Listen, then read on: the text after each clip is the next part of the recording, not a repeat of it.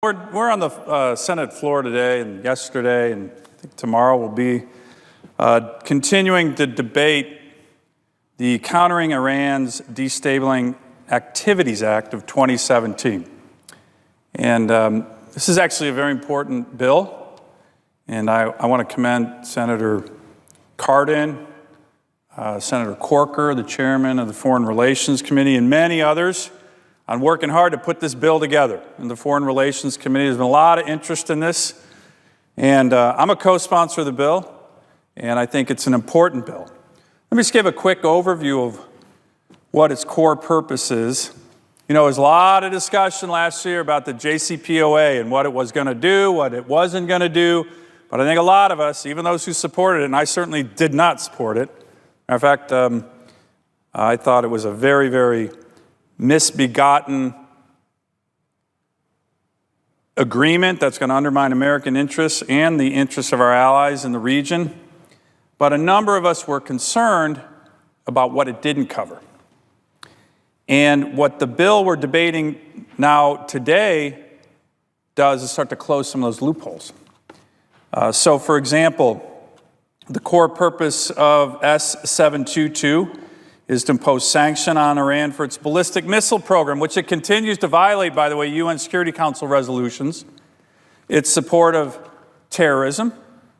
It's still the #1 listed state sponsor of terrorism by our State Department in the world.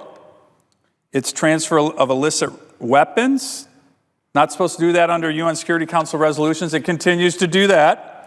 And of course, it's continuing and widespread abuse of human rights. That's all still happening with regard to this Iranian regime that the previous administration spent so much time negotiating with to get this nuclear deal that I think actually undermines our interests. So the bill we're focused on, very bipartisan, sets to close some of these loopholes and impose sanctions for these kind of violations. It does not violate the JCPOA. I think Senator Corker and Cardin worked hard to make sure that would not be the case in order to get bipartisan buy-in. So I think it's an important bill. But, Mr. President, it could have been stronger. It could have been stronger. And unfortunately, a number of us had provisions and amendments that were meant to strengthen it. Some of us don't sit on the Foreign Relations Committee, but have a lot of interest and experience with these issues. And what we could have done was actually make this bill stronger by looking at some of the other amendments that members of the Senate brought to the floor on this very bill. Let me give you one example. I had an amendment that was a very simple amendment. Very simple, and it essentially stated that Iranian banks and financial institutions would not be able to use the U.S. financial system, our banking system, which is critical to global commerce, to conduct any business around the world until Iran was taken off the list of countries that sponsor state terrorism. Very simple. No using the American financial system until you're not a terrorist designated by our State Department. Now, Mr. President, this is important. These kind of sanctions are important because Iran and other rogue nations, you see it all the time, they want access to our financial institutions and the dollar, the world's currency. Roughly 87%, 43% of international financial transactions and 60% of total allocated global foreign exchange reserves are dominated in U.S. dollars. So we have tremendous leverage over other countries, even if we're acting just as the United States, with regard to accessing the U.S. financial system. And when you have these kind of sanctions, Mr. President, when other countries are not allowed to access our financial system, it puts a real strong bite on their economy. So, we wanted to bring this down to the floor. Again, bipartisan support for this amendment. Unfortunately, not many, but just a few of my colleagues wouldn't want to accept this. Didn't even want to vote on the amendment. They believed incorrectly that somehow this would undermine the JCPOA. Well, it wouldn't. It wouldn't. As a matter of fact, former Secretary of the Treasury, Jack Lew, stated that under the JCPOA, the Treasury Department was still going to prohibit Iranian banks not being able to use U.S. dollars through New York to hold corresponding account relationships with U.S. financial institutions. He testified that the JCPOA would continue to bar Iranian financial institutions from using our financial system. So that's happening right now. What we wanted to do with this amendment is say, we're going to make that legislation, we're going to make that a statutory prohibition, and the biggest sponsor of terrorism in the world shouldn't be able to use our financial system until they're no longer a sponsor of terrorism. Very simple. Very simple. But we couldn't get that through the Senate. Now, if we voted on it, I believe there'd be a strong bipartisan majority of senators who would agree with us. But there's a few who don't.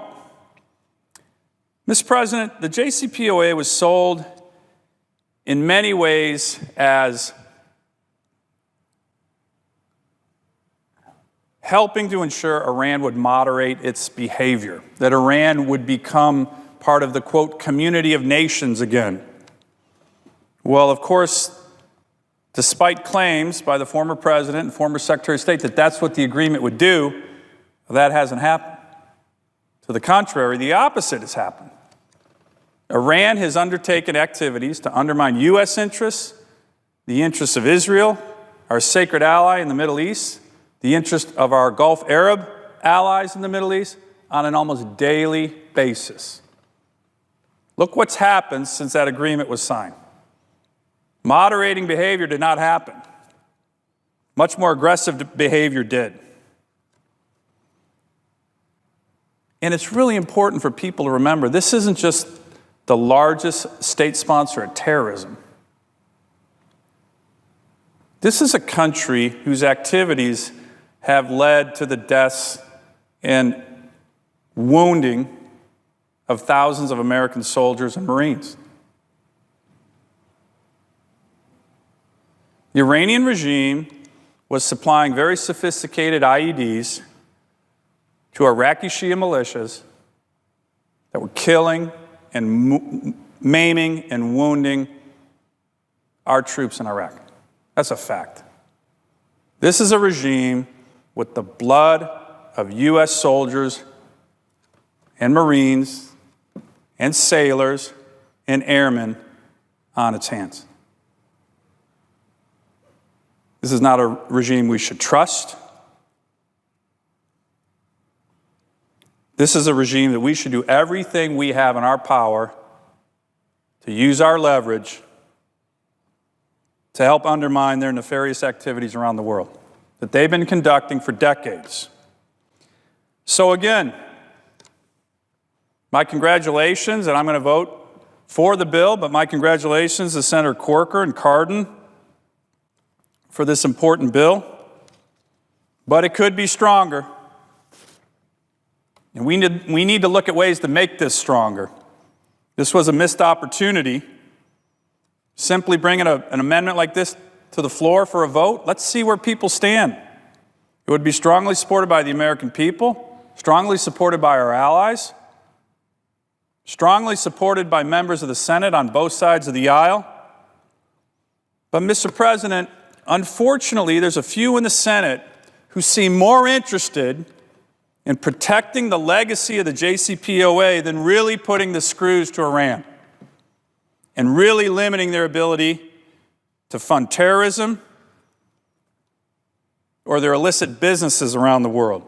And that is disappointing. Now, these senators won't say that they're doing that, but that's what's going on here. The legacy of the JCPOA is not worth safeguarding if it means missing the opportunity to further leverage and undermine Iranian terrorist activities around the world. So that's a disappointment, what we've seen today. And I'm going to continue to keep pushing to do more to make sure we take every action, every bit of leverage that the United States of America has to push back against the nefarious activities of the biggest sponsor of terrorism in the world, the Iranian regime and its leadership. And I know most of my colleagues, Democrats and Republicans, are interested in doing so today. We've made a good start with this bill that hopefully it's going to pass the Senate floor, but we can do much more. And we need to do much more. And I'm going to continue to press my colleagues to do so. I yield the floor.